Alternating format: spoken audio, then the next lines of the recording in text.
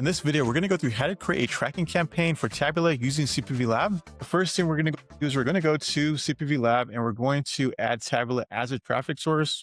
Now we're going to click on the import from catalog button, and then we're going to go ahead and look for Taboola within the catalog. Once we find Taboola, we can click on the icon here. And now CPV Lab is going to pre-populate the fields for us. Everything here looks good. We can edit this if we'd like. So we can edit the name, the bidding type, the time zone currency, and the postback URL. But CPV Lab did a really good job at adding this information in for us, so we can move on to the next area. Here we have the macros and tokens area, and CPV Lab also added these for us automatically. So all we have to do is save and we should be ready to go. Now we need to add a new landing page, and we can do this by clicking on the LPs and offers tab here, and then clicking on LP management. In the landing page name field, we can add a name. And then in the URL field, we can add a page, and then all we have to do is save. Then we have successfully added a new landing page, and now we can proceed to the next step. Now we need to add a new offer by clicking on the offer management tab here.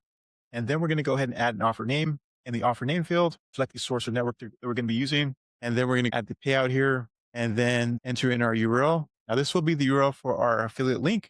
Keep in mind that the parameters value for your sub-IDs needs to have this token here. And you can easily find this token by clicking on this button here. We're going to go save. And then we can proceed to the next area. Now we can create a new campaign by clicking on the campaigns tab and then clicking on add new campaign. And then here we can select the campaign type. So I'm going to use the direct link and landing pages campaign type. So I'm going to select it, and then we're going to go select the setup type. So we have two options. We're going to have quick setup or advanced. In this video, we're going to use advanced setup, but if you are just beginning, you might want to try quick setup. Now we're going to be in the general settings area, and we're going to give our campaign a name here. And then we can have another option here that says a failure page. Now, a failure page is basically a backup page that you can use. And this just allows you to have a backup page in case like a redirect fails, you have a backup page to use. This is not required, so I'm just going to leave it as default setting. Next, we have assign a group. Assign a group is basically a way that you can keep all your campaigns organized. If I click here, we can place this campaign within a specific group just to keep everything neat. Next, we have the alert profile and the optimization profile. Now, you do need to create these before you create a campaign, so I'm not going to get into this. But if you are more advanced, you can easily just click this drop-down menu and then select your alert profile if you've created one before you set up a campaign. Now we're going to go to the tracking domain area. Now, tracking domain is really important in my opinion. It's really important that you do have a domain for your tracking domain and then a separate domain for your landing pages. This is my custom tracking domain. And then we're going to go ahead and go to the tracking settings area. Here we have data options and select this drop-down menu here. Now here is where we can pick specific points of data. So if I just want to capture just geo data, I can do that. If I want to just capture just mobile data, I can do that as well, or I can mix and match these and add the ones that I like. Typically what I like to do is capture all the data in the campaign. So I'm going to go ahead and select all, but this will vary depending on what campaign type and goals you have for your campaigns. Next, we have the engage box. Now this allows you to see how long users have been on your page. So if I select 5 here, it's going to let me know how many users have stayed on my page for at least 5 seconds. Next, we have priority. Now, this is going to be more if you're going to be using a direct traffic code. You can leave this at its default setting. Now we're in the capture IP addresses area here. This allows you to exclude specific regions. So if you're not allowed to capture data in the European Union, you can easily uncheck this box. If you're not allowed to capture data in California, you can easily uncheck this box as well. It's not going to capture any data in the European Union or California when it comes to IP addresses. If you want to capture no IP addresses, you're going to need to make sure you hit this box here, and you will not capture any IP address whatsoever.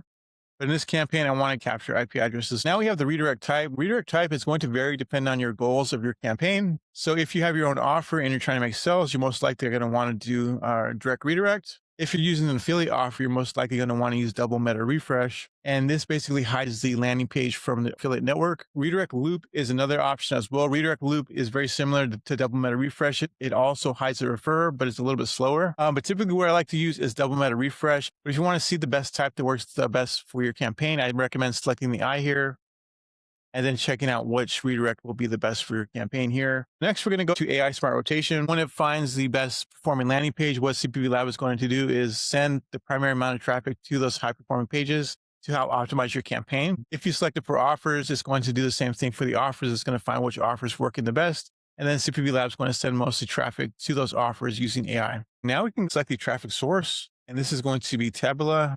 And then we're going to set the bid cost model. Now we can use CPV, CPC, CPM, or CPA. It just depends on the bid cost model that you're going to be using.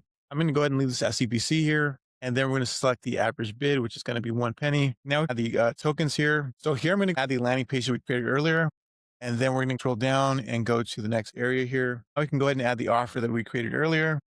Go to the link in pixels area, and then we're going to copy our step 1 link, and we're going to add this to our landing page. We're going to add our step 1 link to any element that we want to take the user to the offer page with. I'm going to paste it here. So I want to take the user to the offer page when they click this call to action. Next, we're going to go add our step 2 code by going back to CPV Lab, copy this step 2 code, and then paste it right above the closing body tag. And then we're going to save. And now our landing page should be good to go. From here, we're going to go to save and add validation. And then we're going to check and see how this campaign is doing. Here we can see we have no broken links found. We have the correct offer format, domain set, and so forth. Everything looks good. And we have also set up the step 1 and step 2 code properly. Then we can copy our campaign URL and then take this campaign link to Taboola.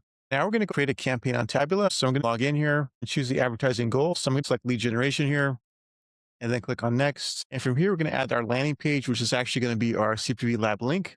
So I'm going to paste this in here and then go to next. And then from here, we can select our audience. So we're going to be targeting all regions in the United States. So I'm going to click on next and continue. And then we can set the target cost.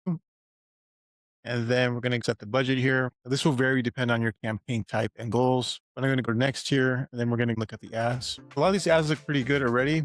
So I think that'll be pretty much it for now. Next, we would have to enter in our payment information. That's pretty much the standard information that you need to start a campaign with a Taboola. I hope this video helps you guys out. If you have any questions or comments, please let below.